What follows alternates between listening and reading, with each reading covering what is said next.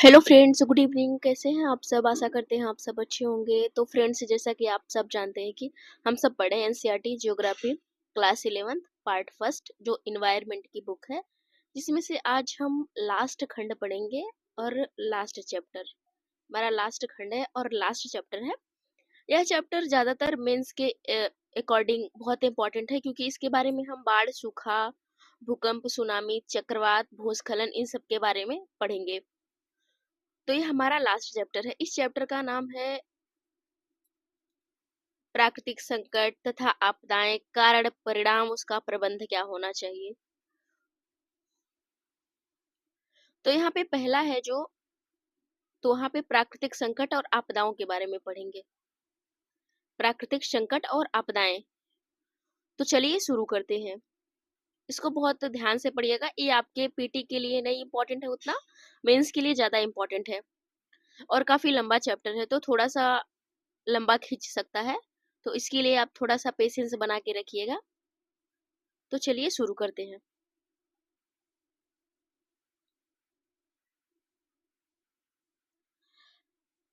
आपने सुनामी के बारे में पढ़ा होगा या उसके प्रकोप की तस्वीरें टेलीविजन पर देखी होंगी। आपको कश्मीर में नियंत्रण रेखा के दोनों तरफ आए भयावह तूफान की जानकारी भी होगी। इन आपदाओं से होने वाले जान माल के नुकसान से हमें हिला कर रख दिया है। ये परिघटनाओं के रूप में क्या और कैसे घटती, हम इनसे अपने आप को कैसे बचा सकते हैं। ये कुछ सवाल है जो हमारे दिमाग में आते हैं। इस अध्याय में हम इन्हीं सवालों का विश्लेषण करने की कोशिश करेंगे।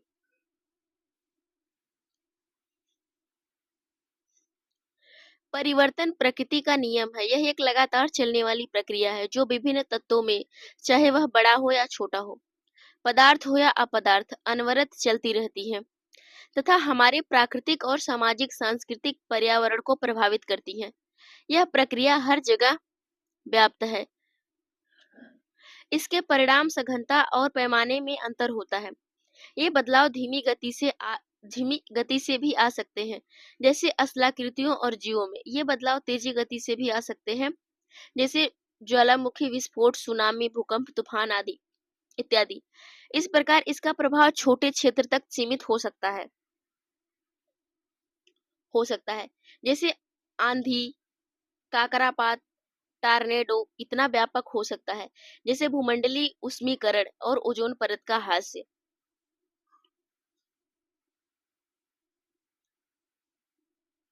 ओजोन परत का ह्रास। इसके अतिरिक्त परिवर्तन का विभिन्न लोगों के लिए भिन्न भिन्न अर्थ होता है। यह इनको समझने की कोशिश करने वाले व्यक्ति के दृष्टिकोण पर निर्भर करता है। प्रकृति के दृष्टिकोण से परिवर्तन मूल्य तटस्थ होता है, न कि अच्छा होता है न बुरा। परंतु मानव दृष्टिकोण से परिवर्तन मूल्य बोझिल होता है।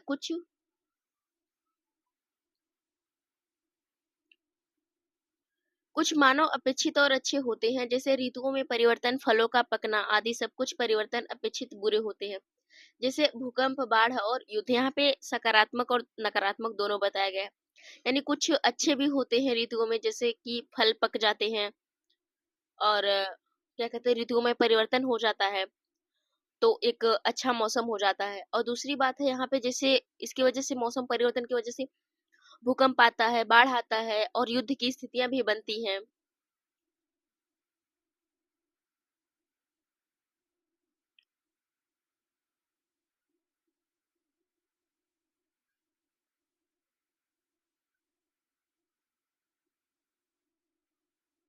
यहाँ पे इस अध्याय में कुछ परिवर्तनों को समझने की कोशिश करेंगे जो बुरे माने जाते हैं, जो बहुत लंबे समय से मानव को भयभीत किए हुए हैं। सामान्यतः आपदा और विशेष रूप से प्राकृतिक आपदाओं से मानव हमेशा भयभीत रहा है। अब यहाँ पे देखते हैं कि आपदा, आखिर हम सुनते हैं आपदा है क्या वास्तव में। आपदा क्या है? आपदा प्रायः एक अनपेक्षित घटना होती है जो ऐसी ताकतों द्वारा घटित होती है जो मानव के नियंत्रण में नहीं होती है। थोड़े समय में और बिना चेतावनी के घटित होती है, जिसकी वजह से मानव के जीवन के क्रियाकलाप अवरुद्ध हो जाते हैं। बड़े पैमाने पर जान माल का नुकसान होता है। अतः इससे निपटने के लिए हमें सामान्यतः दी जाने वाली वैधानिक आपातकालीन सेवाओं की अपेक्षा अधिक प्रयत्न करने पड़ते हैं।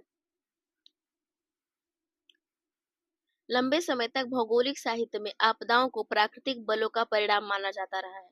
मानव को इसका अबोध एवं असहाय शिकार, परंतु प्राकृतिक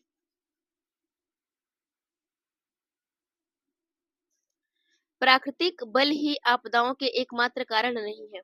आपदाओं की उत्पत्ति का संबंध मानव क्रियाकलापों से भी है। कुछ मानवीय गतिविधियां तो सीधे रूप से इन आपदाओं के लिए उत्तरदायी हैं। भोपाल गैस त्रासदी, चेरनोबिल नाभिकीय आपदा, युद्ध, सीएफसी, क्लोरोफ्लोरोकार्बन जैसे गैसें, वायुमंडल में छोड़ना, ग्रीन हाउस गैसें, ध्वनि, वायु, जल, मिट्टी संबंधी पर्यावरण प्रदूषण आदि आपदाएं इसके उदाहरण हैं। कुछ मानवीय गतिविधियां परोक्ष रूप से भी आपदाओं को बढ़ावा देती हैं। वनों को काटने की वजह से भूस्खलन और बाढ़, फिर भंगुर जमीन पर निर्माण कार्य और अवैज्ञानिक भूमि उपयोग के कुछ उदाहरण हैं।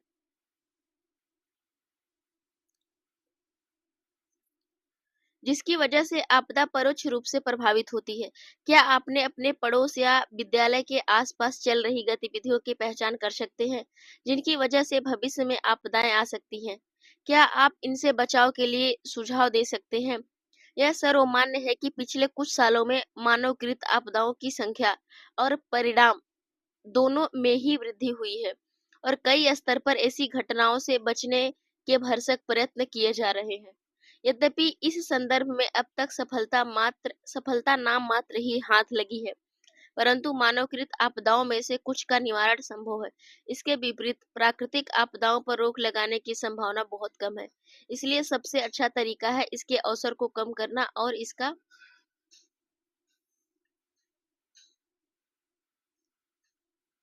और इनका प्रबंध करना।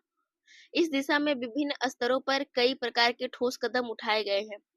भारत में भारतीय राष्ट्रीय आपदा प्रबंधन संस्थान की स्थापना 1993 में रियो डी जेनेरो, ब्राजील में भू शिखर सम्मेलन, अर्थ समिट और मई 1994 में याकोहामा, जापान में आपदा प्रबंध पर विश्व संगोष्ठी आदि विभिन्न स्तरों पर इस दिशा में उठाए जाने वाले ठोस कदम हैं।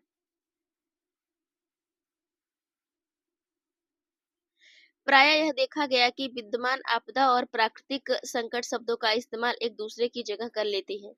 ये दोनों एक दूसरे से संबंधित है, परंतु फिर भी इनमें अंतर है, इसलिए इन दोनों में भेद करना आवश्यक है।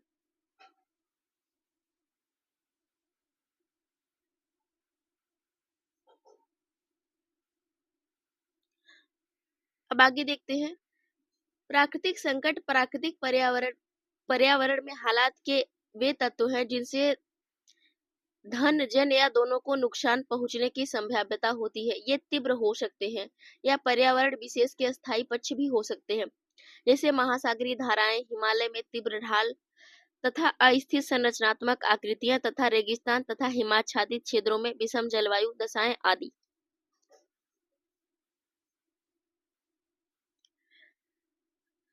प्राकृतिक संकट की तुलना में प्राकृतिक आपदाएं अपेक्षाकृत तीव्रता से घटित होती हैं तथा बड़े पैमाने पर जन धन की हानि तथा सामाजिक तंत्र एवं जीवन को छिन्न भिन्न कर देती हैं तथा उन पर लोगों का बहुत कम या बहुत कुछ नियंत्रण नहीं होता है।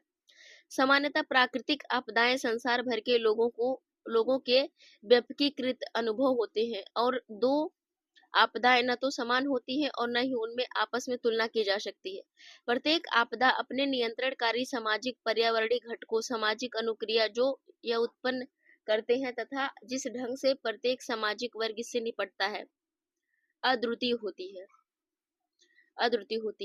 ऊपर व्यक्त विचार तीन महत्वपूर्ण चीजों को इंगित करता है। पहला, प्राकृतिक आपदा के परिणाम गहनता एवं बारंबारता तथा इसके द्वारा किए गए नुकसान समयांतर पर बढ़ते जा रहे हैं। दूसरे, संसार के लोगों में इन आपदाओं द्वारा पैदा किए हुए भय के प्रति चिंता बढ़ रही है तथा इससे जान माल की क्षति को कम करने का रास्ता ढूंढने का प्रयत्न कर रहे हैं। अंततः प्राकृतिक आपदा के प्रारूप में समयांतर पर महत्वपूर्ण परिवर्तन आया है। प्राकृतिक आपदाओं एवं संकटों के आवागमन में परिवर्तन भी आया है। पहले प्राकृतिक आपदाएं एवं संकट दो परस्पर अंतर संबंधी परिघटनाएं समझी जाती थी, अर्थात जिन क्षेत्रों में प्राकृतिक संकट आते थे वे आपदाओं के द्वारा भी सुभेद्य थे। अतः उस समय मानव पारिस्थितिक तंत्र के साथ ज्यादा छेड़छाड़ नहीं करता था, इसलिए इन आपदाओं से नुकसान कम होता था। तकनीकी विकास ने मानव को पर्यावरण को प्रभावित करने की बहुत क्षमता प्रदान की है। परिणामतः मनुष्य ने आपदा के खतरे वाले क्षेत्रों में गहन क्रियाकलाप शुरू कर दिया है। इस प्रकार आपदाओं की सुभेद्यता को बढ़ा दिया है। अधिकांश नदियों के बाढ़ मैदानों में भू उपयोग तथा भूमि की कीमतों के कारण तटों पर बड़े नगरों एवं बंदरगाहों जैसे मुंबई एवं चेन्नई आदि के विकास ने इन क्षेत्रों को चक्रवातों, प्रभंजनों, सुनामी आदि के लिए शुभेद्य बना दिया है। प्राकृतिक आपदाओं ने विस्तृत रूप से जन एवं धन की हानि की है। इस स्थिति से निपटने के लिए भरसक प्रयत्न किए जा रहे हैं। यह भी महसूस किया जा रहा है कि प्राकृतिक आपदा द्वारा पहुंचाई गई क्षति के परिणाम भूमंडलीय प्रतिघात है।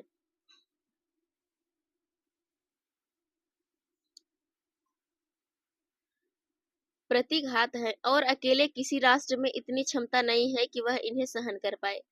अतः 1989 में संयुक्त राष्ट्र सामान्य असेंबली में इस मुद्दे को उठाया गया था और मई 1994 में जापान के याकोहामा नगर में आपदा प्रबंधन की विश्व कॉन्फ्रेंस में इसे औपचारिकता प्रदान दी गई और यही बाद में याकोहामा रणनीति तथा अधिक सुरक्षित संसार के लिए कार्य योजना कहा गया।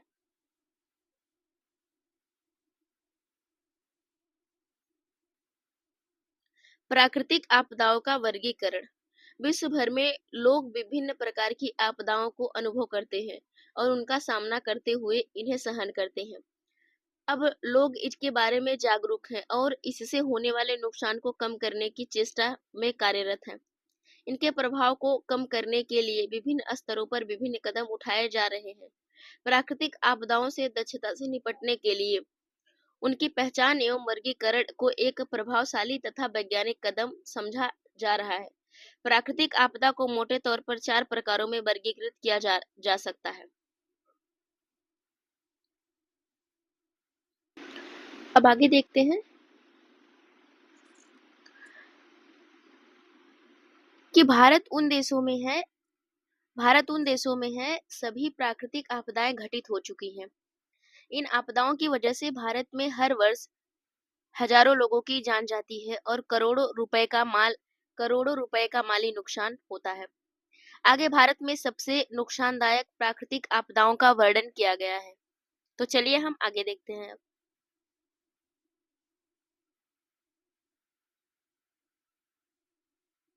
एक देखिए यहाँ पे जो प्राकृतिक आपदा न्यूनीकरण का जो अंतर्राष्ट्रीय दशक याकोहामा रणनीति और सुरक्षित संसार के लिए एक कार्य योजना बनाई गई थी संयुक्त राष्ट्र के सभी सदस्यों के द्वारा। चलिए हम इसको पढ़ लेते हैं।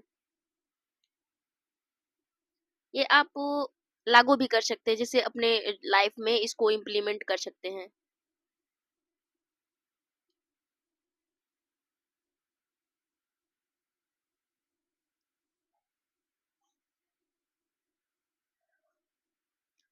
संयुक्त राष्ट्र के सभी सदस्य देश अन्य देशों की एक बैठक प्राकृतिक आपदा न्यूनीकरण विश्व कॉन्फ्रेंस 23 से 27 मई 1994 को याकोहामा नगर में हुई। इस बैठक में यह स्वीकार किया गया कि पिछले कुछ वर्षों में प्राकृतिक आपदाओं के कारण मानव जीवन तथा आर्थिक क्षति अधिक हुई है। समाज सामान्यतः प्राकृतिक आपदाओं के लिए सुभेद्य हो गया है। यह भी स्वीकार किया गया है कि एक आपदा विशेषतः विकासशील देशों के गरीबों एवं साधनहीन समुदायों को अधिक प्रभावित करती है, क्योंकि ये देश इनका मुकाबला करने के लिए तैयार नहीं है। इसलिए इस बैठक में एक दशक तथा उसके बाद भी इन आपदाओं से होने वाली क्षति को कम करने की रणनीति याकोहामा रणनीति के नाम से अपनाई गई। विश्व बैठक में प्राकृतिक आपदा न्यूनीकरण के लिए पारित प्रस्ताव निम्नलिखित है। पहला है यह दर्ज होगा कि हर देश की प्रमुख जिम्मेदारी है कि वे प्राकृतिक आपदा से अपने नागरिकों की रक्षा करें, पहली जिम्मेदारी। दूसरी है कि विकासशील देशों, विशेष रूप से सबसे कम विकसित एवं चारों ओर भू आबद्ध देशों तथा छोटे द्वीपीय विकासशील देशों पर आग्रता पूर्वक ध्यान देगा।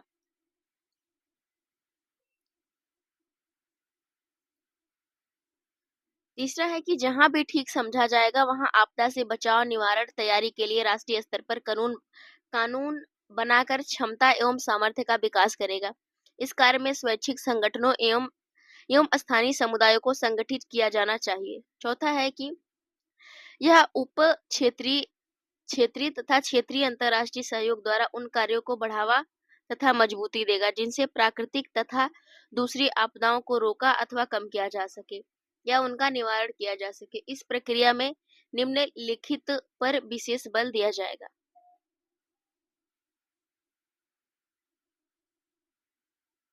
मानव तथा संस्थागत क्षमता का निर्माण तथा सशक्तिकरण, तकनीकों में भागीदारी, सूचना का एकत्रण, प्रकीर्णन का उपयोग और संसाधनों का संग्रह करना।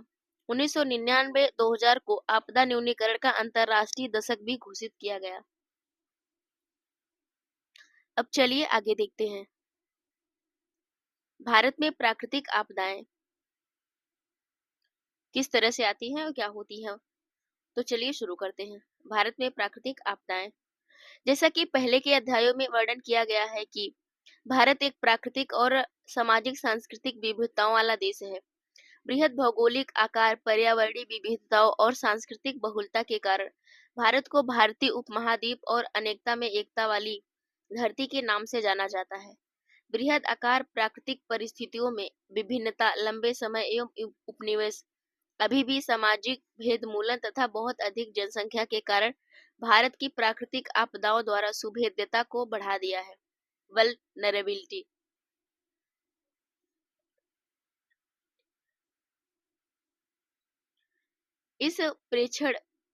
इन प्रेक्षणों को भारत की कुछ मुख्य प्राकृतिक आपदाओं के वर्णन द्वारा स्पष्ट किया जा सकता है। अब पहला देखते हैं भूकंप। पहली प्राकृतिक आपदा है भूकंप। भूकंप से सबसे ज्यादा अपूर्व सूचनीय और विध्वंसकारी प्राकृतिक आपदा है। आपने पहले ही पुस्तक में प्राकृतिक भूगोल के सिद्धांत भूकंपों के बारे में पढ़ा है, यानी हम इसके पहले भूकंप के बारे में पढ़ चुके हैं। भूकंपों की उत्पत्ति विवर्तनिक से संबंधित है। ये विध्वंसक है और विस्तृत क्षेत्र को प्रभावित करते हैं। भूकंप पृथ्वी की सबसे ऊपरी सतह में विवर्तनिक गतिविधियों से निकलती ऊर्जा से पैदा होती है। इसकी तुलना में ज्वालामुखी विस्फोट, चट्टान गिरने, भूस्खलनी, जमीन के अवतल धंसने, विशेषकर खदानों वाले क्षेत्रों में बांध व जलाशयों के बैठने इत्यादि से आने वाला भूकंप कम क्षेत्र को प्रभावित करता है और नुकसान भी कम पहुंचाता है।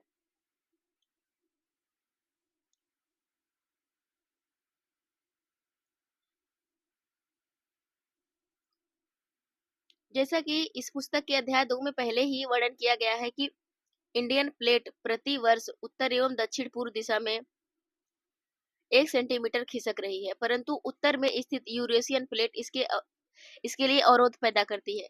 परिणाम स्वरूप इन प्लेटों के किनारे लाख हो जाते हैं और कई स्थानों पर लगातार ऊर्जा संग्रह जैसा रहता है। अधिक मात्रा में ऊर्जा संग्रह से तनाव बढ़ता रहता है और दोनों प्लेटों के बीच लाख टूट जाता है और एकाएक ऊर्जा मोचन से हिमालय के चाप के साथ भूकंप आ जाता है। इससे प्रभावित मुख्य केंद्र शासित प्रदेशों और राज्यों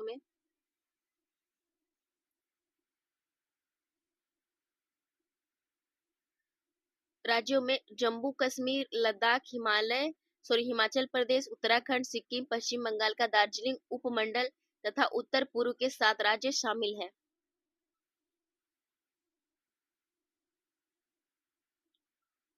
इन क्षेत्रों के अतिरिक्त मध्य पश्चिमी क्षेत्र, विशेषकर गुजरात 1819, 1956, 2001 और महाराष्ट्र 1967 और 93 कुछ प्रचंड भूकंप आए। लंबे समय तक भूवैज्ञानिक प्रायद्वीपीय पठार, जो कि सबसे पुराना स्थिर और प्रौढ़ भूभाग पर आए हैं, इन भूकंपों की व्याख्या करने में कठिनाई महसूस करते हैं।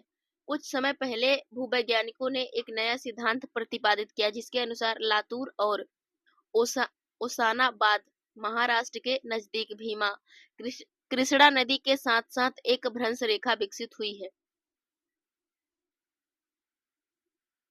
इसके साथ ऊर्जा संग्रह होता है तथा इसकी विमुक्ति भूकंप का कारण बनती है। इस सिद्धांत के अनुसार संभवतः इंडियन प्लेट टूट रही है।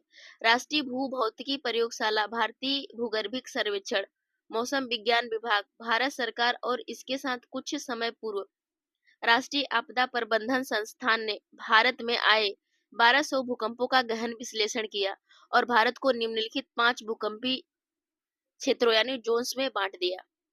यानी भारत में 5 भूकंपीय जोन है। तो देखिए कौन कौन से हैं। पहला कि अति अधिक जोखिम क्षेत्र, पहला। दूसरा है कि अधिक क्षति जोखिम क्षेत्र, मध्यम क्षति जोखिम क्षेत्र। चौथा है निम्न क्षति जोखिम क्षेत्र। पांचवा है कि अति निम्न क्षति जोखिम क्षेत्र। इनमें सबसे 2 क्षेत्रों में भारत के सबसे प्रचंड भूकंप अनुभव किए गए हैं, यानी इन 2 के अनुभव किए गए हैं। यहाँ पे देखिए भूकंप संभावित क्षेत्र कौन-कौन से हैं। तो इस तरह से हम जोन के हिसाब से देखेंगे कि सबसे अधिक खतरनाक इस टाइप के, फिर इसके बाद ये वाले, फिर ये वाले, फिर ये वाले, फिर ये वाले, ये 5 इस तरह से कंप्लीट हो जाएंगे। तो चलिए देखते हैं। तो जो अति अधिक क्षति जोखिम वाले क्षेत्र होते हैं, तो उनको हम देखते हैं कौन कौन से एरिया में आते हैं। तो चलिए देखते हैं। यहाँ पे देखिए कि आपका पूर्वी क्षेत्र हो गया, पूरा पूर्वोत्तर क्षेत्र, इस क्षेत्र में, यहाँ पे इस एरिया में। उसके बाद यह क्षेत्र है, यह क्षेत्र है, यहाँ पे बहुत अत्यधिक जोखिम वाले भूकंप आते हैं। यहाँ पे देखिए कुछ क्षेत्र इधर का हो गया। तो अब देखते हैं दूसरे नंबर। तो यहाँ पे देखिए इसको सेकेंड नंबर। तो यहाँ पे देखिए ये कुछ क्षेत्र है, जैसे ये वाला। अब अगला देखते हैं, यहाँ पे दूसरा वाला। ये सब देखिए यहाँ पे अधिक जोखिम क्षेत्र वाले हैं दूसरे नंबर पर, यह सब जो एरिया है। कुछ पार्ट ये हो गया। इसके बाद ये क्षेत्र पूरा, यहाँ पे जो है अधिक क्षति जोखिम क्षेत्र है। और तीसरा देखते हैं, जैसा कि आप सब देख रहे हैं, ये तीसरा वाला जितना ये सब है, जो हल्का ग्रे है, ये सब है मध्यम क्षति जोखिम वाले। ये सब मध्यम क्षति जोखिम वाले, ये सब एरिया। तो यहाँ मध्यम क्षति जोखिम वाले भूकंप आते हैं। आप इसको देखकर राज्यों का नाम भी लिख सकते हैं अपने उसमें एटलस में, या फिर कोई मैप हो। उसके बाद देखते हैं कि चौथा नंबर, निम्न क्षति जोखिम क्षेत्र कौन कौन से हैं। यहाँ पे देखिए ये वाला पूरा पोर्शन, जो यहाँ पे लाइनिंग बनी है, ये पूरा ये वाला पोर्शन, ये सब निम्न क्षति जोखिम है।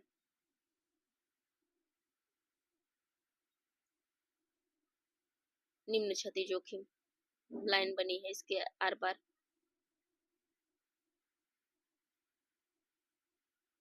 तो निम्न क्षति जोखिम है। और उसके बाद यहाँ है कि अति निम्न क्षति जोखिम क्षेत्र, यह सब एरिया हो गया जो पॉइंट बिंदु है।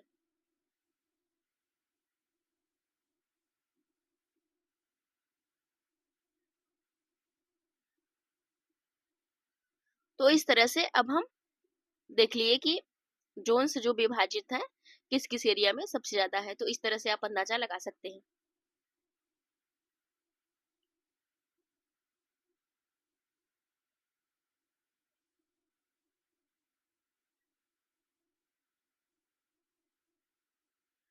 दिखाया गया है भूकंप सुभेद्य क्षेत्रों में उत्तर पूर्वी प्रांत दरभंगा से उत्तर स्थित क्षेत्र तथा अरेरिया बिहार में भारत नेपाल सीमा के साथ, उत्तराखंड, पश्चिमी हिमालय प्रदेश, धर्मशाला के चारों ओर, कश्मीर घाटी और कच्छ, गुजरात शामिल है। ये अति अधिक जोखिम क्षेत्र का हिस्सा है। जम्मू और कश्मीर, लद्दाख और हिमाचल प्रदेश से बने हुए भाग, उत्तरी पंजाब, हरियाणा का पूर्वी भाग, दिल्ली, पश्चिम उत्तर प्रदेश और उत्तर बिहार अति क्षति जोखिम क्षेत्र में आते हैं। देश के बचे हुए भाग मध्य और निम्न क्षति जोखिम क्षेत्र है।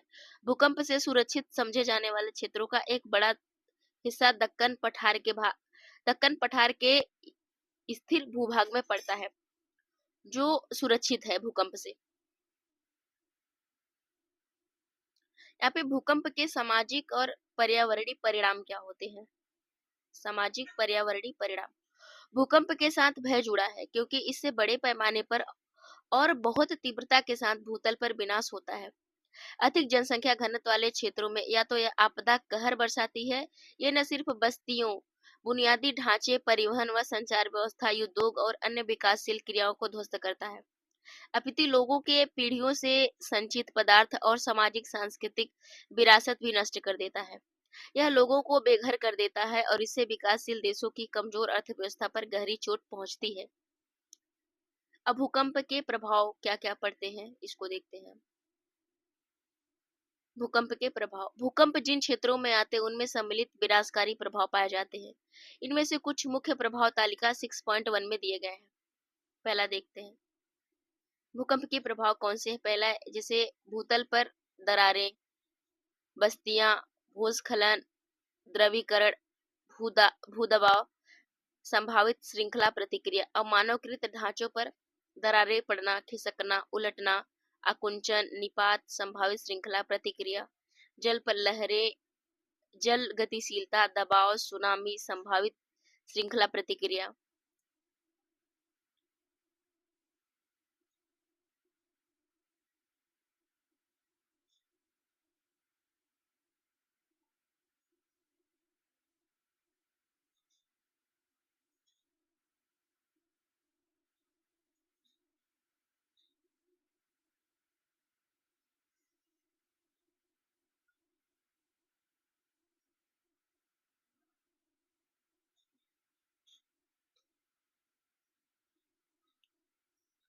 इसके अतिरिक्त भूकंप के कुछ गंभीर और दूरगामी पर्यावरणीय परिणाम हो सकते हैं।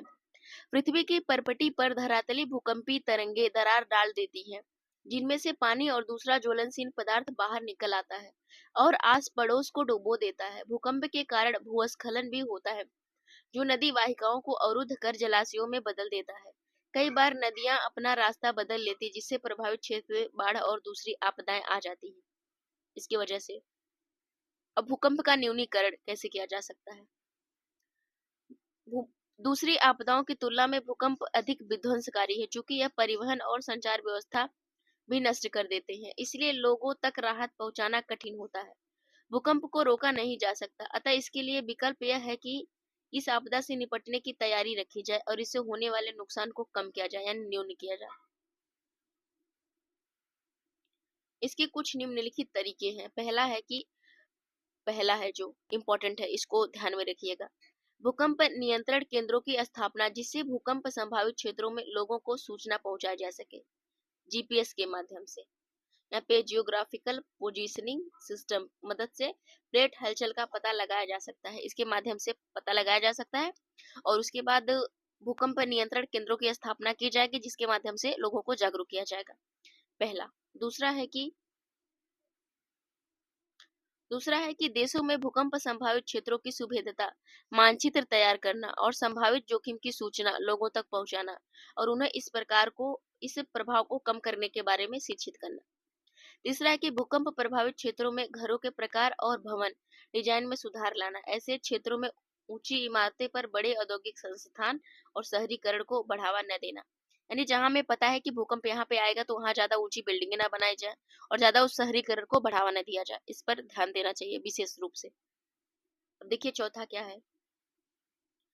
अंततः भूकंप प्रभावित क्षेत्रों में भूकंप प्रतिरोधी इमारत बनाना और सुभेद्य क्षेत्रों में हल्के निर्माण सामग्री का इस्तेमाल करना। अब अगला देखते हैं सुनामी।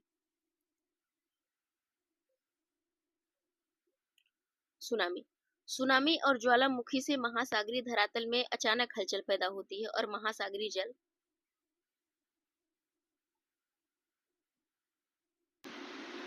महासागरीय जल का अचानक विस्थापन होता है। परिणाम स्वरूप ऊर्ध्वाधर ऊंची तरंगें पैदा होती हैं, जिन्हें सुनामी, बंदरगाह लहरें या भूकंपी समुद्री लहरें कहा जाता है। सामान्यतः शुरू में सिर्फ एक ऊर्ध्वाधर तरंग ही पैदा होती है, परंतु कालांतर में जल तरंगों की एक श्रृंखला बन जाती है, क्योंकि प्रारंभिक तरंग की ऊंचाई शिखर और नीची गर्त के बीच जल अपना स्तर बनाए रखने की कोशिश करता है। महासागर में जल तरंग की गति जल की गहराई पर निर्भर करती है। इसकी गति उथले समुद्र में ज्यादा और गहरे समुद्र में कम होती है। परिणाम स्वरूप महासागरों के अंदरूनी भाग इससे कम प्रभावित होते हैं। तटीय क्षेत्रों में ये तरंगें ज्यादा प्रभावी होती हैं और व्यापक नुकसान पहुंचाती हैं। इसलिए समुद्र में जलपोत पर सुनामी का कोई विशेष प्रभाव नहीं पड़ता। समुद्र के आंतरिक गहरे भाग में सुनामी तो महसूस भी नहीं होती। ऐसा इसलिए होता है क्योंकि गहरे समुद्र में सुनामी की लहरों की लंबाई अधिक होती है और ऊंचाई कम होती है।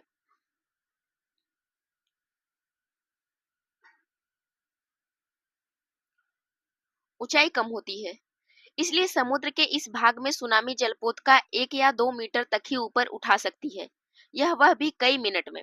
इसके विपरीत जब सुनामी उथले समुद्र में प्रवेश करती है तो इसकी तरंग लंबाई कम होती चली जाती है, समय वही रहता है और तरंग की ऊंचाई बढ़ती जाती है। कई बार तो इसकी ऊंचाई 15 मीटर या इससे भी अधिक हो सकती है, जिसे तटीय क्षेत्र में भीषण विध्वंस होता है। इसलिए इन्हें उथले जल की तरंगे भी कहते हैं।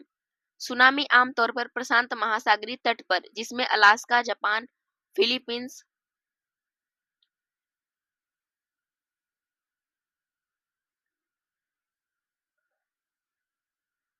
फिलीपींस, दक्षिण पूर्व एशिया के दूसरे द्वीप, इंडोनेशिया और मलेशिया तथा हिंद महासागर में म्यांमार, श्रीलंका और भारत के तटीय भागों में आती है। तट पर पहुंचने पर सुनामी तरंगे बहुत अधिक मात्रा में ऊर्जा विमुक्त करती हैं और समुद्र का जल तेजी से तटीय क्षेत्रों में घुस जाता है और बंदरगाह, शहरों, कस्बों, अनेक प्रकार के ढांचों, इमारतों और बस्तियों का तबाह करता है।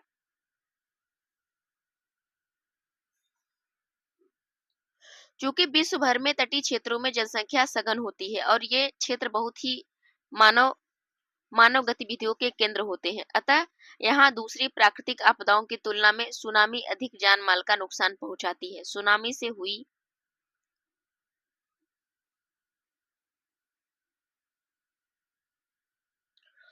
बर्बादी का अनुमान आपने पुस्तक, अगली मतलब प्रायोगिक पुस्तक जैसे होती नहीं, उसमें पढ़ लिया होगा या फिर लगा लिया होगा। यहाँ पे देखिए सुनामी से प्रभावित एक क्षेत्र है जो कि किस तरीके से बुरे तरीके से प्रभावित हुआ है। दूसरे प्राकृतिक आपदाओं की तुलना में सुनामी के प्रभाव को कम करना कठिन है, क्योंकि इससे होने वाले नुकसान का पैमाना बहुत बृहद है। किसी अकेले देश या सरकार के लिए सुनामी जैसी आपदा से निपटना संभव नहीं है, अतः इसके लिए अंतर्राष्ट्रीय स्तर के प्रयास आवश्यक है, जैसा कि 26 दिसंबर 2004 को आई सुनामी के समय किया गया था, जिसके कारण 3 लाख से अधिक लोगों को जान से हाथ धोना पड़ा था। इस सुनामी आपदा के बाद भारत ने अंतर्राष्ट्रीय सुनामी चेतावनी तंत्र में शामिल होने का फैसला किया है। उष्णकटिबंधीय चक्रवात उष्णकटिबंधीय चक्रवात कम दबाव वाले उग्र मौसम तंत्र में और 30 30 डिग्री उत्तर तथा 30 डिग्री दक्षिण अक्षांशों के बीच पाए जाते हैं। ये आमतौर पर 500 से 1000 किलोमीटर क्षेत्र में फैला होता है और इसकी ऊर्ध्वाधर ऊंचाई जो होती है 12 से 14 किलोमीटर हो सकती है। उष्णकटिबंधीय चक्रवात या प्रभंजन एक उष्मा इंजन की तरह होता है, जिसमें ऊर्जा प्राप्ति समुद्र सतह से प्राप्त जलवाष्प की सघन प्रक्रिया में छोड़ी गई गुप्त उष्मा से होती है। उष्णकटिबंधीय चक्रवात की उत्पत्ति के बारे में वैज्ञानिकों में मतभेद है, इसलिए उत्पत्ति के लिए निम्नलिखित प्रारंभिक परिस्थितियों का होना आवश्यक होता है। यानी उष्ण कटिबंधीय चक्रवात जो होते हैं उसके लिए जो होता है कि निम्नलिखित परिस्थितियों का होना आवश्यक होता है, जिसमें से हम देखते हैं कौन कौन सी परिस्थितियां हैं।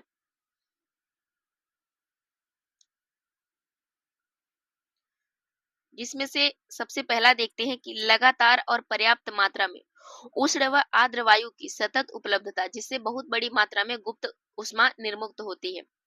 दूसरा है कि तीव्र कोरियोलिस बल जो केंद्र के निम्न वायु दाब को भरने न दे।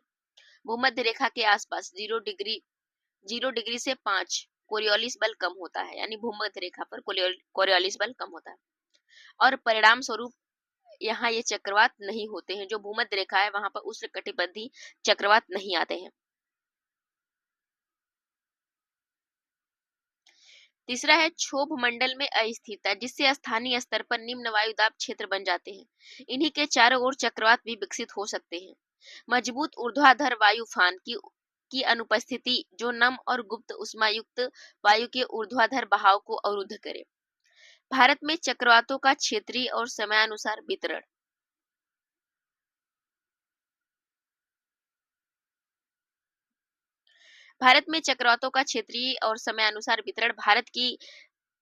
भारत की आकृति प्रायद्वीपीय और इसके पूर्व में बंगाल की खाड़ी तथा पश्चिम में अरब सागर है। अतः यहाँ आने वाले चक्रवात इन्हीं दो जलीय क्षेत्रों में पैदा होते हैं, या तो अरब सागर में या तो बंगाल की खाड़ी में। होते हैं। मानसूनी मौसम के दौरान चक्रवात 10 से 15 डिग्री उत्तर अक्षांशों के बीच पैदा होते हैं। बंगाल की खाड़ी में चक्रवात ज्यादातर अक्टूबर और नवंबर में बनते हैं। यहाँ से चक्रवात 16 से 21 डिग्री उत्तर तथा 92 डिग्री पूर्व देशांतर से पश्चिम में पैदा होते हैं।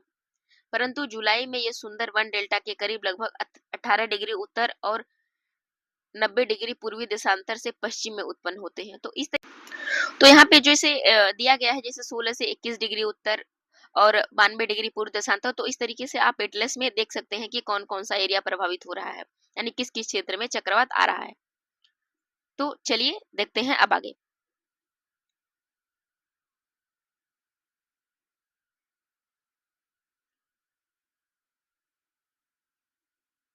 अब यहाँ देखते हैं उष्णकटिबंधीय चक्रवातों के परिणाम क्या होते हैं। उष्णकटिबंधीय चक्रवातों के परिणाम, यह पहले बताया जा चुका है कि उष्णकटिबंधीय चक्रवातों की ऊर्जा का स्रोत उष्णकटिबंधीय वायु से प्राप्त होने वाली गुप्त ऊष्मा है। अतः समुद्र से दूरी बढ़ने पर चक्रवात का बल कमजोर हो जाता है। भारत में चक्रवात जैसे जैसे बंगाल की खाड़ी और अरब सागर से दूर जाता है, उसका बल कमजोर हो जाता है। तटीय क्षेत्रों में अक्सर उष्णकटिबंधीय चक्रवात 180 किलोमीटर प्रति घंटा की गति से टकराते हैं। इसे तूफानी क्षेत्र में समुद्र तल भी असाधारण रूप से ऊपर उठा हुआ होता है, जिसे तूफान महोर्मी यानी स्टॉर्म सर्ज कहा जाता है। यहाँ पे देखिए क्या होता है, कोष्टक में दिया गया है कि समुद्र तल से महोर्मी वायु समुद्र और जमीन की अंतःक्रिया से उत्पन्न होता है। तूफान में अत्यधिक वायु दाब प्रवणता और अत्यधिक तेज सतही पौने उफान को उठाने वाले बल हैं। इसे समुद्री जल तटीय क्षेत्रों में घुस जाता है। वायु की गति तेज होती है और भारी वर्षा होती है। यहाँ पे इस शब्द को समझाया गया है, महोर्मी। इससे तटीय क्षेत्रों में बस्तियां, खेत पानी में डूब जाते हैं। फसलों और कई प्रकार के मानवीकृत ढांचों का विनाश हो जाता है। अब नई आपदा जो है वह है बाढ़। अब हम देखते हैं बाढ़ के बारे में। बाढ़, अपने बाढ़ के बारे में समाचार पत्रों में पढ़ा होगा और टेलीविजन पर इसके दृश्य देखे होंगे। किस तरह कुछ क्षेत्र वर्षा ऋतु में बाढ़ ग्रस्त हो जाते हैं। नदी का जल उफान के समय वाहिकाओं को तोड़ता हुआ मानव बस्तियों के आसपास जमीन पर खड़ा हो जाता है और बाढ़ की स्थिति पैदा कर देता है। दूसरी प्राकृतिक आपदाओं की तुलना में बाढ़ आने के कारण जाने पहचाने जाते हैं।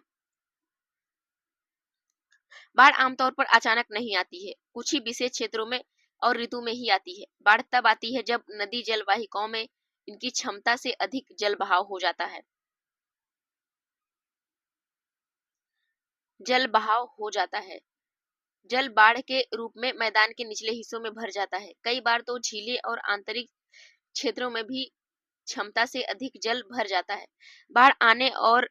बाढ़ आने के और भी कई कारण हो सकते हैं, जैसे तटीय क्षेत्रों में तूफानी महोर्मी, लंबे समय तक होने वाली तेज बारिश, हिम का पिघलना, जमीन की अंतः स्पंदन दर में कमी आना और अधिक मृदा अपरदन के कारण नदी के जल में जलोढ़ की मात्रा में वृद्धि होना। हालांकि बाढ़ विश्व में विस्तृत क्षेत्र में आती है तथा काफी तबाही करती है, परंतु दक्षिण पूर्व और पूर्व एशिया के देशों जैसे विशेषकर चीन, भारत और बांग्लादेश में इसकी बारंबारता और होने वाले नुकसान अधिक है। यानी चीन, भारत और बांग्लादेश में। दूसरी ओर प्राकृतिक आपदाओं की तुलना में बाढ़ की उत्पत्ति और इसके क्षेत्रीय फैलाव में मानव एक महत्वपूर्ण भूमिका अदा करता है। मानवीय क्रियाकलापों में अंधाधुंध वन कटाव, अवैज्ञानिक कृषि पद्धति, प्राकृतिक अपवाह,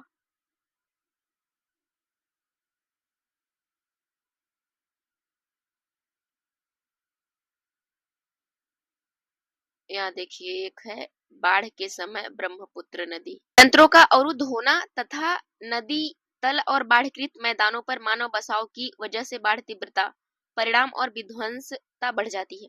भारत के विभिन्न राज्यों में बार बार आने वाली बाढ़ के कारण जान माल का भारी नुकसान होता है। राष्ट्रीय बाढ़ आयोग ने देश में 4 करोड़ हेक्टेयर भूमि को बाढ़ प्रभावित क्षेत्र घोषित किया है।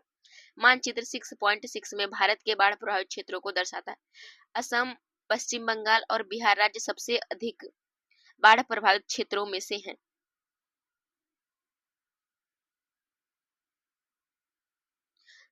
इसके अतिरिक्त उत्तर भारत की ज्यादातर नदियां विशेषकर पंजाब और उत्तर प्रदेश में बाढ़ लाती रहती हैं।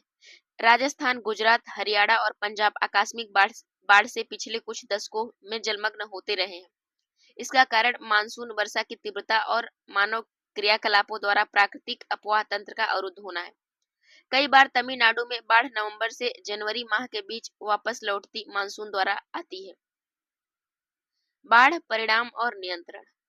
बाढ़ परिणाम और नियंत्रण। असम असम, पश्चिम बंगाल, बिहार, पूर्वी उत्तर प्रदेश यानी मैदानी क्षेत्र और उड़ीसा, आंध्र प्रदेश, तमिलनाडु और गुजरात के तटीय क्षेत्र तथा पंजाब, राजस्थान और उत्तर गुजरात और हरियाणा में बार बार बाढ़ आने से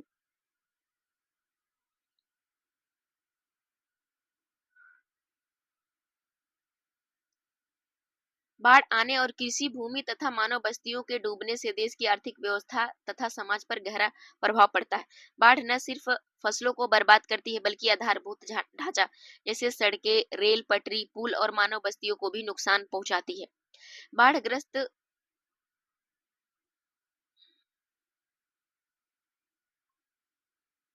बाढ़ग्रस्त क्षेत्रों में कई तरह की बीमारियां जैसे हैजा, आंत्रशोथ, हेपेटाइटिस और दूसरी दूषित जल जनित बीमारियां फैल जाती हैं। दूसरी ओर बाढ़ से कुछ लाभ भी हैं। हर वर्ष बाढ़ खेतों में उपजाऊ मिट्टी लाकर जमा करती है, जो फसलों के लिए बहुत लाभदायक है। ब्रह्मपुत्र नदी में स्थित मजौली असम जो सबसे बड़ा नदी नदीय द्वीप है, हर वर्ष बाढ़ग्रस्त होता है, परंतु यहाँ चावल की फसल बहुत अच्छी होती है। लेकिन ये लाभ भीषण नुकसान के सामने गौड़ मात्र है। मतलब इतना ज्यादा नुकसान करती है, अगर थोड़ा बहुत फायदा हो जा रहा है तो ये बहुत एक छोटी बात हो जाती है इसके लिए।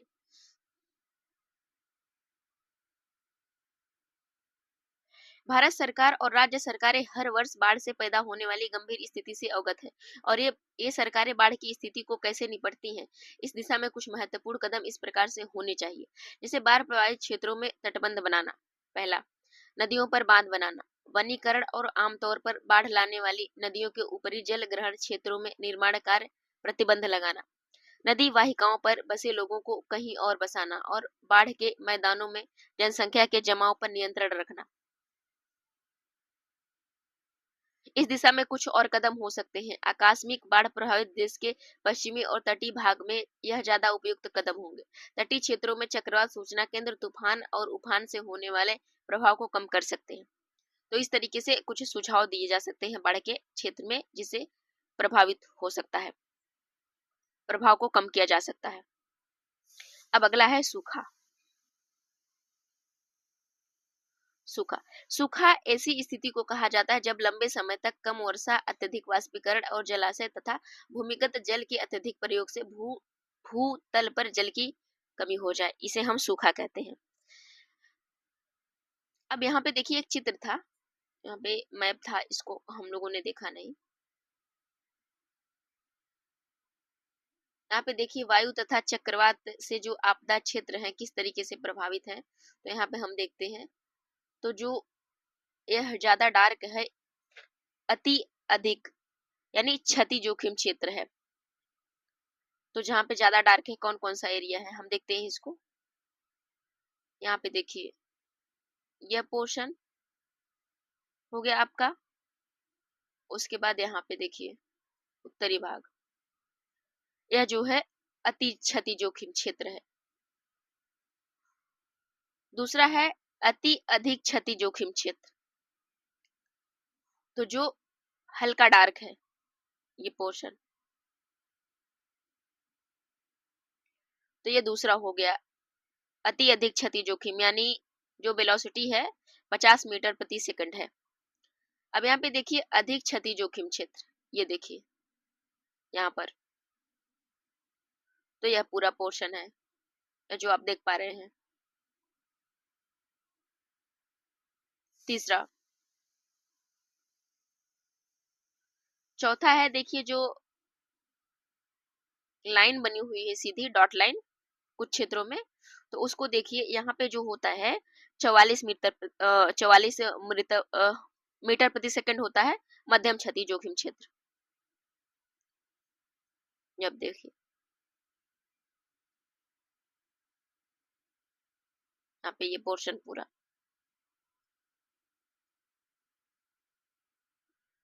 देखते हैं पांचवा कि मध्यम क्षति जोखिम क्षेत्र।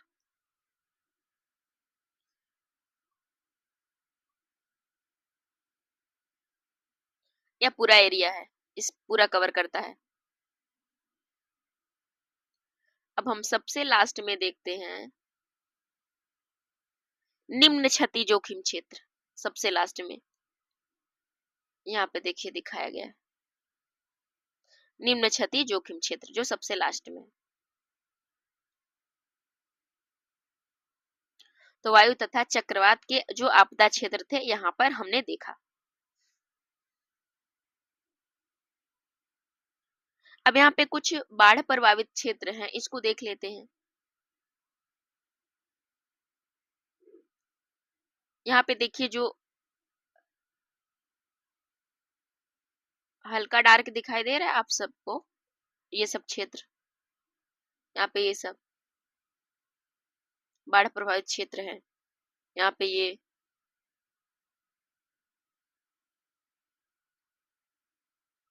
यह पोर्शन,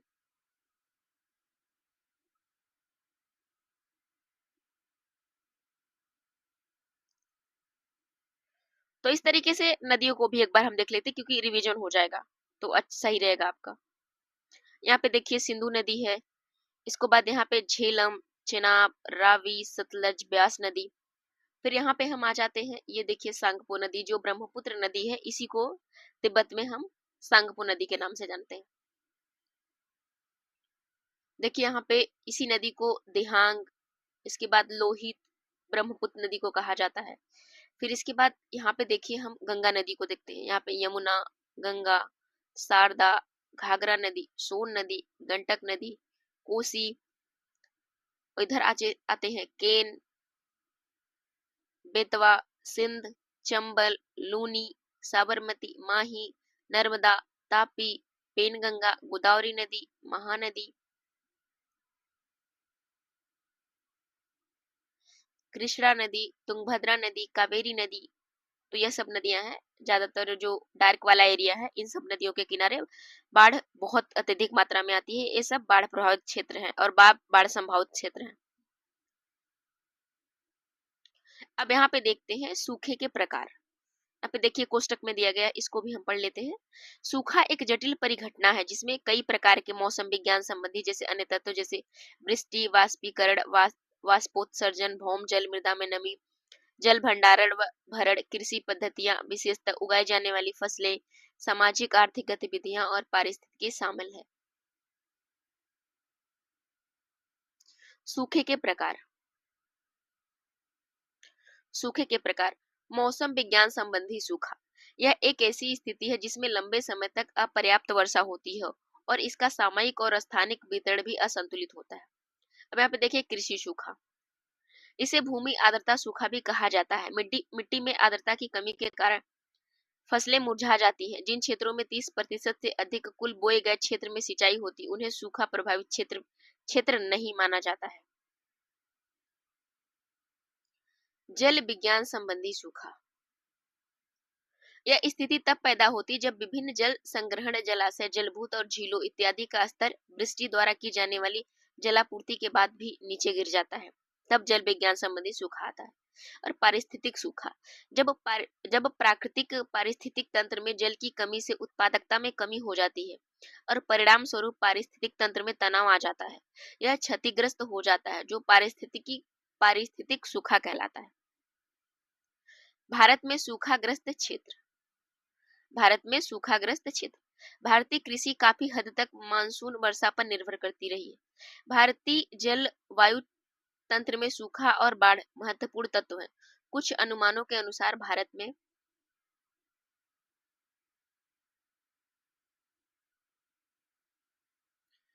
में कुल भौगोलिक क्षेत्र का 19% भाग और जनसंख्या का 12% हिस्सा हर वर्ष सूखे से प्रभावित होता है।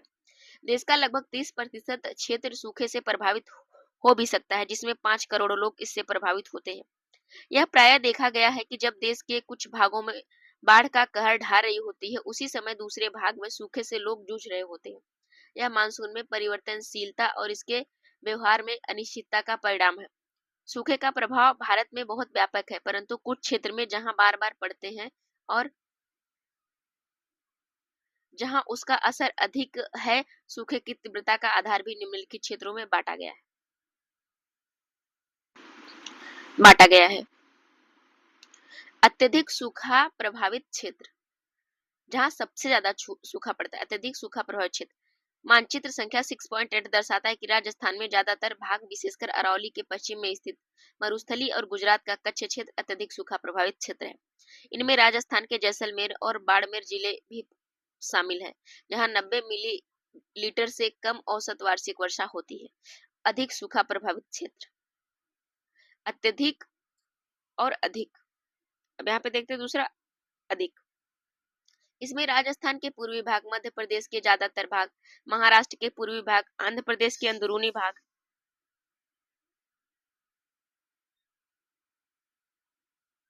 कर्नाटक का पठार, तमिलनाडु के उत्तरी भाग, झारखंड का दक्षिणी भाग, उड़ीसा का आंतरिक भाग शामिल है। यह जो है अधिक जो सूखा प्रभावित क्षेत्र है। अब देखते हैं मध्यम सूखा प्रभावित क्षेत्र। मध्यम सूखा प्रभावित क्षेत्र, इस वर्ग में राजस्थान के उत्तरी भाग, हरियाणा, उत्तर प्रदेश के दक्षिणी जिले, गुजरात के बचे हुए जिले, कोंकण को छोड़कर महाराष्ट्र, झारखंड, तमिलनाडु में कोयम्बटूर पठार के आंतरिक आंतरिक कर्नाटक शामिल है। भारत के बचे हुए भाग बहुत कम या न के बराबर सूखे से प्रभावित होते हैं। अब देखते हैं सूखे का परिणाम क्या होता है। सूखे के परिणाम, पर्यावरण और समाज पर सूखे का सोपानी प्रभाव पड़ता है। फसल बर्बाद होने से अन्न की कमी हो जाती है, जिसे अकाल कहा जाता है। चारा कम होने की स्थिति को तीव्र अकाल कहा जाता है। जल आपूर्ति की कमी जल अकाल कहलाती। तीनों परिस्थितियां मिल जाएं तो त्रिअकाल कहलाती है। जो सबसे अधिक विध्वंस है, सूखा प्रभावित क्षेत्रों में बृहद पैमाने पर मवेशियों और अन्य पशुओं की मौत, मानव प्रवास तथा पशु पलायन एक सामान्य परिवेश है। पानी की कमी के कारण लोग दूषित जल पीने के लिए बाध्य हो जाते हैं, जिसके परिणाम स्वरूप पेयजल संबंधी बीमारियां जैसे आंत्रशोथ, हैजा, हेपेटाइटिस हो जाता है। सामाजिक और प्राकृतिक पर्यावरण पर सूखे का प्रभाव तत्कालिक और दीर्घकालिक होता है। इसलिए सूखे से निपटने के लिए तैयार की जा रही योजनाओं को उन्हें ध्यान में रखकर बनाना चाहिए। सूखे की स्थिति में तत्कालिक सहायता से सुरक्षित पेयजल वितरण, दवाइयां, पशुओं के लिए चारे और जल की उपलब्धता तथा लोगों और पशुओं को सुरक्षित स्थान पर पहुंचाना शामिल है।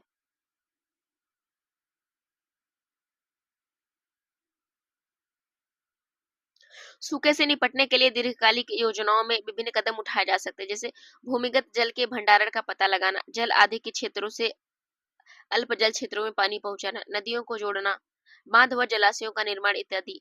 नदियां जोड़ने के लिए दोड़ियों की पहचान, भूमिगत जल भंडारण की संभावना का पता लगाने के लिए सुदूर संवेदन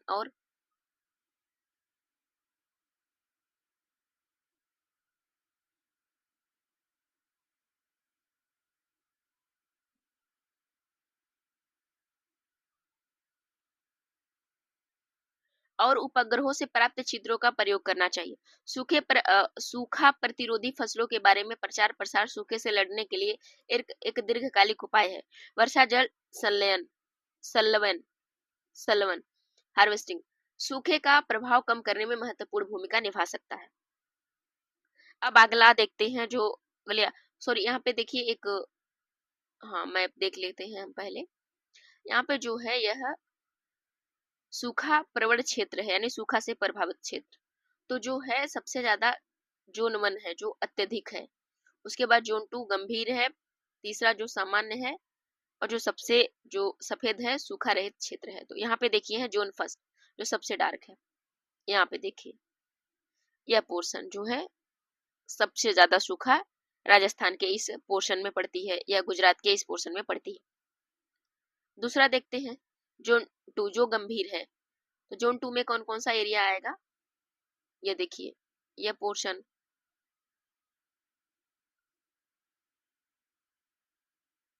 यह जोन 2 के अंतर्गत आएगा। तीसरा है सामान्य। सामान्य जैसा कि आप सब देख पा रहे हैं यहाँ पे, यह सामान्य है।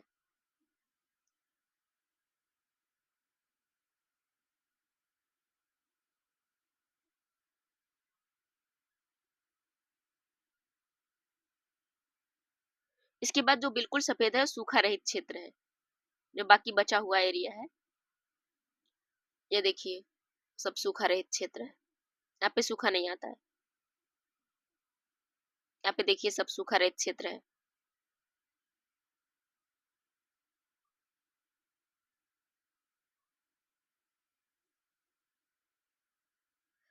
अब अगली आपदा देखते हैं, भूस्खलन।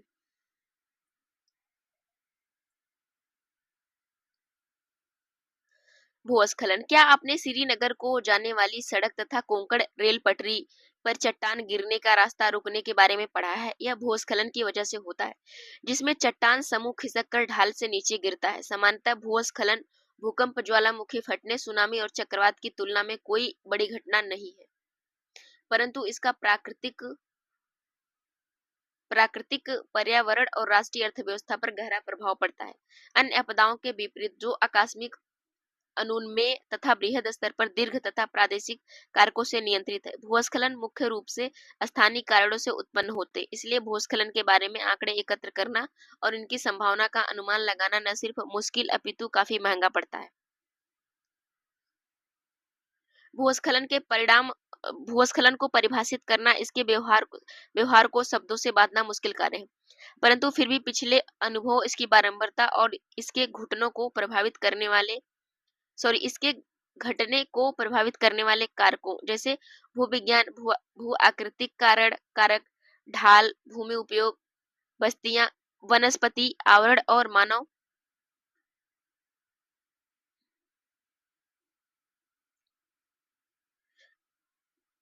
क्रियाकलापों के आधार पर भारत को विभिन्न भूस्खलन क्षेत्रों में बांटा गया है। अत्यधिक सुभेद्यता क्षेत्र, ज्यादातर अस्थिर हिमालय की युवा युवा पर्वत श्रृंखलाएं जैसे अंडमान और निकोबार, पश्चिमी घाट, नीलगिरी में अधिक वर्षा वाले क्षेत्र, उत्तर पूर्वी क्षेत्र, भूकंप प्रभावित क्षेत्र और अत्यधिक मानव क्रियाकलाप करने वाले क्षेत्र, जिसमें सड़क और बांध निर्माण इत्यादि आते हैं। अत्यधिक भूस्खलन सुभेद्यता वाले क्षेत्र रखे जाते हैं, यानी ये जो विशेषताएं बताई गई हैं, अगर ऐसा है तो वहां जो अत्यधिक सुभेद्यता वाला क्षेत्र हो जाएगा, जहां पर भूस्खलन अत्यधिक मात्रा में आता है। अब देखते हैं अधिक सुभेद्यता वाला क्षेत्र। अभी तक हम अत्यधिक पढ़ रहे थे। अधिक सुभेद्यता वाला क्षेत्र, अधिक भूस्खलन सुभेद्यता क्षेत्रों में भी अत्यधिक सुभेद्यता क्षेत्रों से मिलती जुलती परिस्थितियां हैं। दोनों में अंतर है भूस्खलन को नियंत्रित करने वाले कारकों के संयोजन, गहनता और बारंबारता का। हिमालय क्षेत्र के सारे राज्य और उत्तर पूर्वी भाग असम को छोड़कर इस क्षेत्र में शामिल है, जो अधिक सुभेद्यता वाले क्षेत्र है।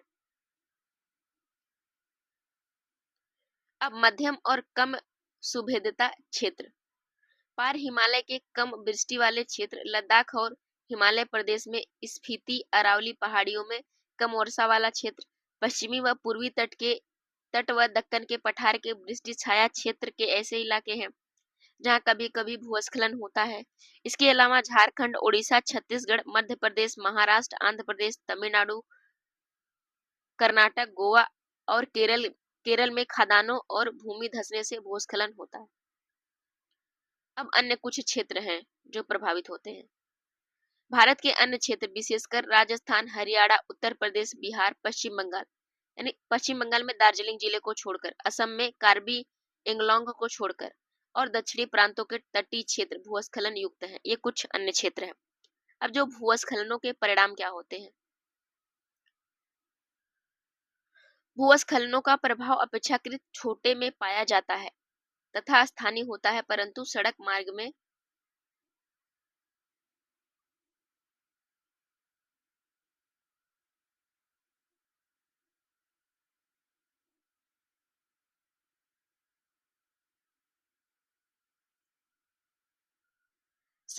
में अवरोध, रेल पटरियों का टूटना, जल वाहिकाओं में चट्टान गिरने से पैदा हुई रुकावटों के गंभीर परिणाम हो सकते हैं।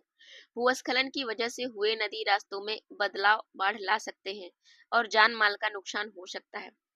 इससे इन देशों में आवागमन मुश्किल हो जाता है और विकास कार्यों की रफ्तार धीमी पड़ जाती है। निवारण इसका कैसे किया जाए, इसके बारे में हम पढ़ते हैं। भूस्खलन से निपटने के उपाय अलग अलग क्षेत्रों के लिए अलग अलग होने चाहिए। अत्यधिक भूस्खलन संभावित क्षेत्रों में सड़क और बड़े बांध बनाने जैसे निर्माण कार्य तथा विकास कार्य पर प्रतिबंध होना चाहिए। इन क्षेत्रों में कृषि नदी घाटी तथा कम ढाल वाले क्षेत्रों तक सीमित होनी चाहिए तथा बड़ी विकास परियोजनाओं पर नियंत्रण होना चाहिए। सकारात्मक कार्य जैसे बृहद स्तर पर वनीकरण को बढ़ावा और जल बहाव को कम करने के लिए बांध का निर्माण किया जाना चाहिए। भूस्खलन के उपायों के पूरक है। स्थानांतरित कृषि वाले उत्तर पूर्वी क्षेत्रों में सीढ़ीनुमा खेत बनाकर कृषि की जानी चाहिए। तो यह कुछ उपाय हैं जो मतलब निवारण कर सकते हैं भूस्खलन का। अब देखते हैं आपदा प्रबंधन होता क्या है। भूकंप, सुनामी और ज्वालामुखी की तुलना में चक्रवात के आने के समय और स्थान की भविष्यवाणी संभव है। इसके अतिरिक्त आधुनिक तकनीक का इस्तेमाल करके चक्रवात की गहनता, दिशा और परिमाण आदि को मॉनिटर करके इससे होने वाली नुकसान को कम किया जा सकता है। इससे होने वाले नुकसान को कम करने के लिए चक्रवात शेल्टर, तटबंध, डाइक, जलाशय निर्माण तथा वायु वेग कम करने के लिए वनीकरण जैसे कदम उठाए जा सकते हैं। फिर भी भारत, बांग्लादेश, म्यांमार इत्यादि देशों में तटीय क्षेत्रों में रहने वाली जनसंख्या की सुभेद्यता अधिक है, इसलिए यहाँ जान माल का नुकसान बढ़ रहा है। यहाँ पे देखिए एक अधिनियम बनाया गया था, आपदा प्रबंधन अधिनियम 2005। क्या कह रहा है इसको हम पढ़ते हैं। इस अधिनियम में आपदा को किसी क्षेत्र में घटित एक महा विपत्ति, दुर्घटना, संकट या गंभीर घटना के रूप में परिभाषित किया गया है जो प्राकृतिक या मानवकृत कारणों या दुर्घटना या लापरवाही का परिणाम हो और जिससे बड़े स्तर पर जान की क्षति या मानव पीड़ा, पर्यावरण की हानि या विनाश हो, जिसकी प्रकृति या परिणाम प्रभावित क्षेत्र में रहने वाले मानव समुदाय की सहन क्षमता से परे हो। अब यहाँ पे देखिए क्या निष्कर्ष निकलता है इससे। ऊपर लिखित विवरण से यह निष्कर्ष निकलता है कि आपदाएं प्राकृतिक या मानवकृत दोनों प्रकार की हो सकती हैं, परंतु हर संकट आपदा ही नहीं होती। आपदाओं और विशेषकर प्राकृतिक आपदाओं पर नियंत्रण मुश्किल है। इसका बेहतर उपाय इसके निवारण की तैयारियां करना है। आपदा निवारण और प्रबंधन की 3 अवस्थाएं हैं। देखते हैं 3 अवस्थाएं कौन कौन सी हैं। पहली है आपदा से पहले। आपदा के बारे में आंकड़े और सूचना एकत्र करना, आपदा संभावित क्षेत्रों का मानचित्र तैयार करना और लोगों को इसके बारे में जानकारी देना। इसके अलावा संभावित क्षेत्रों में आपदा योजना बनाना और तैयारियां रखना और बचाव का उपाय करना, यानी आपदा आने से पहले की जो स्थितियां हैं उसके बारे में हमें जानकारी होनी चाहिए। दूसरा है कि आपदा के समय युद्ध स्तर पर बचाव व राहत कार्य, जैसे आपदाग्रस्त क्षेत्रों में लोगों को निकालना, आश्रय स्थल निर्माण करना, राहत केंद्र बनाना यानी राहत कैंप का निर्माण करना, जल की व्यवस्था, भोजन व दवाई आपूर्ति। और आपदा के पश्चात क्या करना चाहिए, प्रभावित लोगों का बचाव और पुनर्वास। भविष्य में आपदाओं से निपटने के लिए क्षमता निर्माण पर ध्यान केंद्रित करना चाहिए। भारत जैसे देश में जहां 2/3 क्षेत्र और जनसंख्या आपदा सुभेद्य है, इन उपायों का विशेष महत्व है। आपदा प्रबंधन अधिनियम 2005 और राष्ट्रीय प्रबंधन संस्थान की स्थापना इस दिशा में भारत सरकार द्वारा उठाए गए सकारात्मक कदम का उदाहरण है। अब यहाँ पे देखते हैं कुछ अभ्यास प्रश्न दिए गए हैं बहुविकल्पी, तो हम इसको देख लेते हैं। तो चलते हैं, देखते हैं इनका उत्तर क्या होगा। इनमें भारत के किस राज्य में बाढ़ अधिक आती है? इसमें भारत के किस राज्य में बाढ़ अधिक आती है? इसका सही उत्तर हो जाएगा असम। दूसरा है कि उत्तरांचल के किस जिले में मालपा भूस्खलन आपदा घटित हुई थी? इसका सही उत्तर हो जाएगा पिथौरागढ़। इनमें कौन से राज्य में सर्दी के महीनों में बाढ़ आती है? इसका सही उत्तर हो जाएगा तमिलनाडु। चौथा है कि इनमें किस राज्य में मजौली नदी द्वीप स्थित है? इसका सही उत्तर हो जाएगा ब्रह्मपुत्र। पांचवा है कि बर्फानी तूफान किस तरह की प्राकृतिक आपदा है? इसका सही उत्तर हो जाएगा वायुमंडली। तो यहाँ पे देखिए कुछ अभ्यास प्रश्न थे जिसको हमने सॉल्व किया। तो आगे कुछ जो शब्द दिए गए हैं उनका अर्थ दिया। अब यहाँ बहुविकल्पी प्रश्न उत्तर के बाद दिया गया है कुछ शब्दावली और उसका अर्थ समझाया गया है। तो चलिए हम इसको पढ़ लेते हैं क्योंकि ये बहुत इंपॉर्टेंट है। तो सबसे पहला शब्द है अपवाह क्षेत्र। क्या होता है? वह क्षेत्र जो एक मुख्य नदी और उसकी सहायक नदियों द्वारा अपवाहित होता है वह अपवाह क्षेत्र होता है। वह अपवाहित होता है वह अपवाह क्षेत्र होता है। अवर्गीकृत वन, एक वन क्षेत्र जो वन के रूप में तो अंकित होता है परंतु वनों की संरक्षित अथवा आरक्षित संवर्ग में सम्मिलित न हो। इसका स्वामित्व विभिन्न राज्यों से अलग होता है, अवर्गीकृत हो जाता है। अवदाब क्या होता है? मौसम विज्ञान में यह अपेक्षाकृत निम्न दाब की उन क्षेत्रों को इंगित करता है जो समशीतोष्ण कटिबंधों में पाए जाते हैं। यह समशीतोष्ण कटिबंधों का पर्याय भी समझा जाता है। यहाँ पे अगला है कि अवनलिका अपरदन क्या होता है। चट्टान तथा मृदा मृदा का जल के सांद्रित वाह से ऐसा अपरदन जिसमें अवनलिकाएं बन जाएं, यह अवनलिका अपरदन होता है। आधार शैल क्या होती है। मृदा तथा अपक्षयित पदार्थ के नीचे उपस्थित कठोर चट्टानों आधार शैल होती है। अब रिजर्व क्षेत्र क्या होते हैं, यानी आरक्षित वन। भारतीय वन अधिनियम अथवा राज्य वन अधिनियमों के प्रावधान के अंतर्गत अधिसूचित एक क्षेत्र जो पूर्ण रूप से रक्षित होता है। आरक्षित वनों में जब तक अनुमति न हो सभी क्रियाएं प्रतिबंधित होती है, यह रिजर्व होता है। उपमहाद्वीप एक बड़ी भौगोलिक इकाई जो शेष महाद्वीप से अलग एक विशिष्ट पहचान रखती हो, उपमहाद्वीप कहलाती है। कैल्शियमी यानी चूने की उच्च मात्रा से निर्मित अथवा युक्त जो कैल्शियमी चट्टानें होती है, इसे हम कहते हैं। जलवायु किसी समयावधि में यानी लगभग 10 वर्ष या इससे अधिक पृथ्वी के धरातल पर एक विस्तृत क्षेत्र की औसत मौसमी दशाएं जो होती है वो जलवायु होती है। जेट प्रवाह अत्यंत प्रबल और अचर पछुआ पवन जो क्षोभ सीमा के एकदम नीचे बहती है, वह जेट प्रवाह होती है।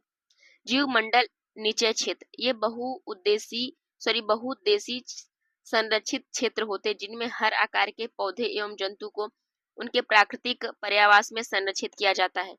इसके प्रमुख उद्देश्य होते जैसे प्राकृतिक विरासत की विविधता एवं अखंडता को उसकी संपूर्णता से संरक्षित एवं पोषित करना, पारिस्थितिक संरक्षण एवं पर्यावरण के अन्य पक्षों पर अनुसंधान को प्रोन्नत करना, शिक्षा जागरूकता और व्याख्या करने की सुविधाएं उपलब्ध कराना। ज्वारनद मुख नदी का ज्वारी मुख जहां ताजा और लवणी जल मिल जाते हैं। झील पृथ्वी के धरातल के एक धंसे हुए भाग पर जल की उपस्थिति जो चारों ओर भूभाग से आवृत हो। तट स्थल और समुद्र के बीच का संपर्क क्षेत्र जिसमें भूमि की वह पट्टी भी सम्मिलित होती है जो समुद्र तट के साथ लगी होती है, जिसे हम तट कहते हैं, जैसे पूर्वी तट, पश्चिमी तट। तटीय मैदान क्या होते हैं। तट तथा अंतःस्थलीय ऊंची भूमि के बीच स्थित समतल निम्न भूभाग जिसे हम तटीय मैदान कहते हैं। तराई जलोढ़ पंखों के निचले भागों में दलदली भूमि और वनस्पति की एक पीटी जिसे हम तराई कहते हैं। दर्रा क्या होता है। पर्वत श्रेणी से गुजरता एक मार्ग जो एक काल या बिदर की रेखा का अनुसरण करता है, उसे हम दर्रा कहते हैं। द्वीप महाद्वीप की तुलना में एक ऐसी ही भू सहित जो चारों ओर जल से घिरी हो, उसे हम द्वीप कहते हैं। द्वीप समूह द्वीपों का समूह जो आपस में निकट अवस्थित होता है, जो छोटे छोटे जो द्वीप समूह इकट्ठे होते हैं उसे हम द्वीप समूह कहते हैं। नाइस कणिकामय गठन वाली कायांतरित सेल जिसकी संरचना पट्टित होती है, इसकी रचना पर्वत निर्माण में होती है, इसे हम नाइस कहते हैं।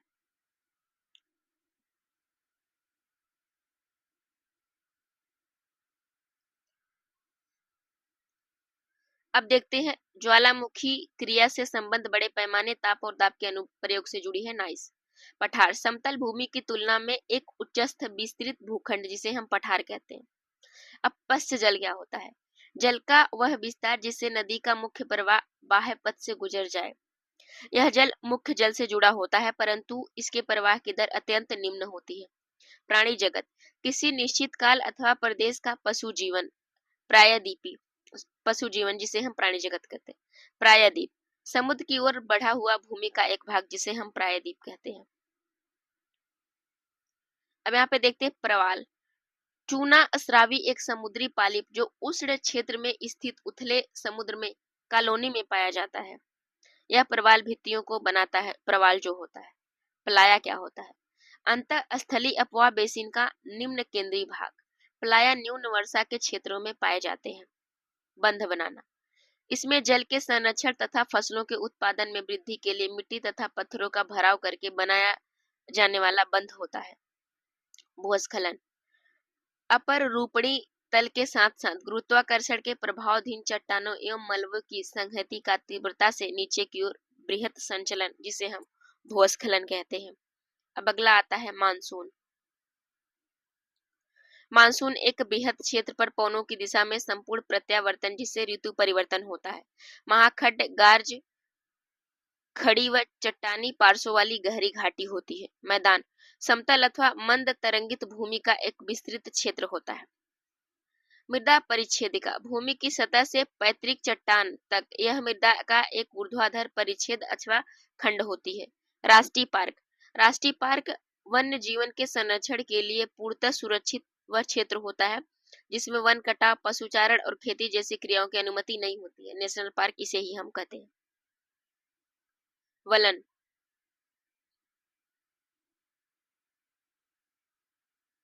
वलन भूपर्पटी के किसी क्षेत्र में संपीड़न के परिणाम स्वरूप चट्टानी स्तरों में आया मोड़ जो उसे हम वलन कहते हैं। विसर्प किसी मंद गति से बहने वाली नदी की धारा मार्ग में एक सुस्पष्ट वलयाकार मोड़ का निर्माण करती है जिसे हम विसर्प कहते हैं। विवर्तनिक भूगर्भ से उत्पन्न बल जो भूआकृतिक लक्षणों से बृहद परिवर्तन लाते हैं उसे हम विवर्तनिक कहते हैं। सरल स्थली एक ऐसा क्षेत्र होता है जो केवल जंतुओं के संरक्षण के लिए आरक्षित होता है।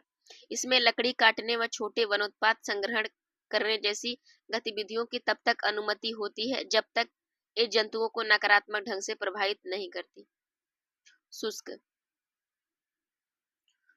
ऐसी जलवायु अथवा प्रदेश के लिए प्रयुक्त जहां वर्षा अपर्याप्त होती है। संरक्षण भविष्य के लिए प्राकृतिक पर्यावरण और प्राकृतिक संसाधनों की रक्षा।